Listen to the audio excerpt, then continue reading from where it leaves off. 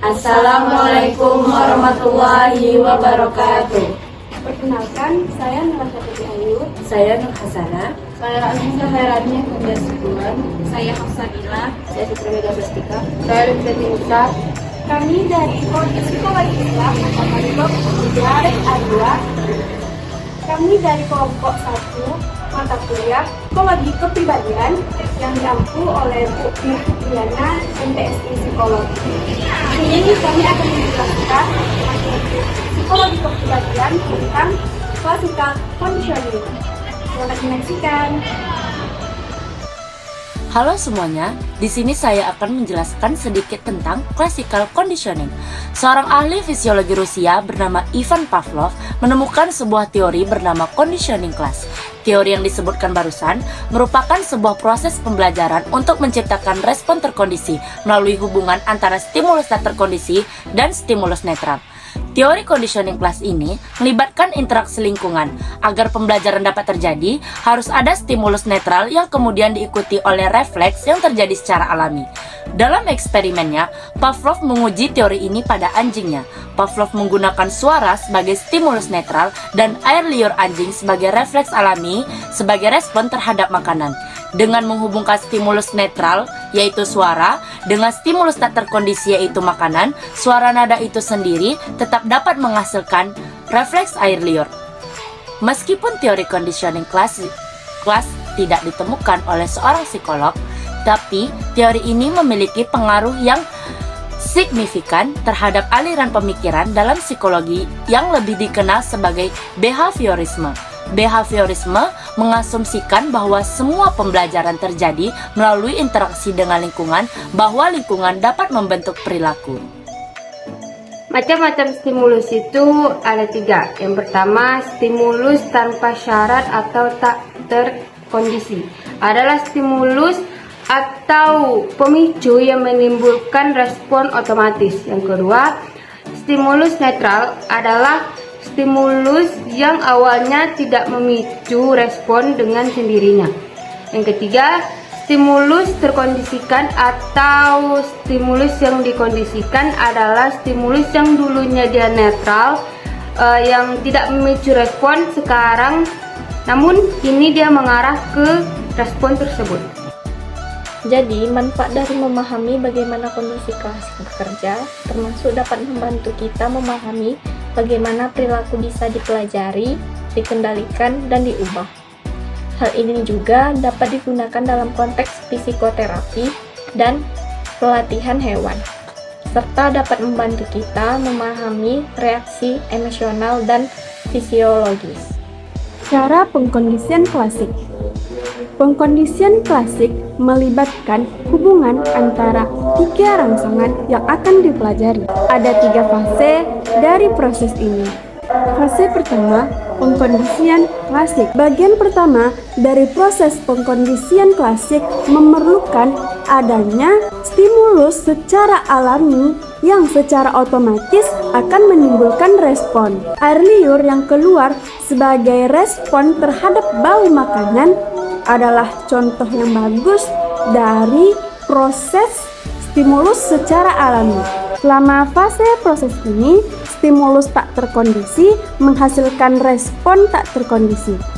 Menyajikan makanan secara alami otomatis menghasilkan respon air liur.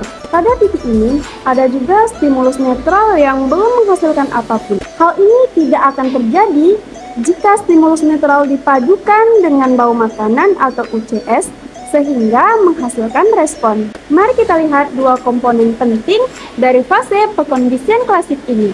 Stimulus tak terkondisi adalah stimulus yang memicu respon tanpa syarat, alami, dan secara otomatis. Misalnya, saat Anda mencium bau makanan favorit, Anda mungkin akan langsung merasa lapar. Dalam contoh ini, rasa lapar adalah stimulus yang tidak terkondisi. Respon yang tidak terkondisi adalah respon yang tidak dipelajari, yang terjadi secara otomatis sebagai respon terhadap stimulus yang tidak terkondisi. Singkatnya, pada fase pengkondisian klasik, stimulus tidak terkendali dipasangkan dengan respon tidak terkendali. Kemudian stimulus netral pun diperkenalkan. Fase kedua, selama pengkondisian. Selama fase dari proses pengkondisian klasik ini, stimulus netral yang berulang kali dipasangkan dengan stimulus yang tidak terkondisi. Sebagai hasil dari pemasangan ini, terbentuklah stimulus yang sebelumnya netral dengan stimulus yang tidak terkondisi. Pada titik ini, stimulus yang dulunya netral dikenal sebagai stimulus terkondisi. Subjek ini telah dikondisikan untuk merespon stimulus ini. Stimulus terkondisi adalah stimulus yang sebelumnya netral, yang setelah dikaitkan dengan stimulus tak terkondisi, akhirnya memicu respon terkondisi. Dalam contoh sebelumnya, misalkan Anda mencium bau makanan, Anda juga mendengar bunyi peluit. Walaupun bunyi peluit tidak berhubungan dengan bau makanan, jika bunyi peluit dipasangkan beberapa kali dengan bau makanan, pada akhirnya bunyi peluit memicu respon terkondisi. Dalam hal ini, bunyi peluit merupakan stimulus terkondisi. Singkatnya, fase selama pengkondisian melibatkan pemasangan berulang-ulang antara stimulus netral dengan stimulus tak terkondisi. Pada akhirnya, stimulus netral akan menjadi stimulus terkondisi. Fase ketiga, setelah pengkondisian. Ketika hubungan telah dibentuk antara stimulus netral dengan stimulus tidak terkondisi, menghadirkan stimulus terkondisi saja akan membangkitkan respon.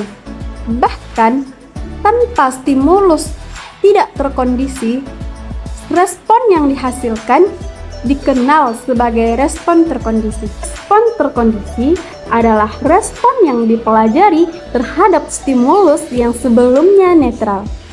Dalam contoh kita, respon yang terkondisi adalah rasa lapar ketika Anda mendengar bunyi peluit. Singkatnya, pada fase setelah pengkondisian, stimulus yang terkondisi saja yang memicu respon terkondisi.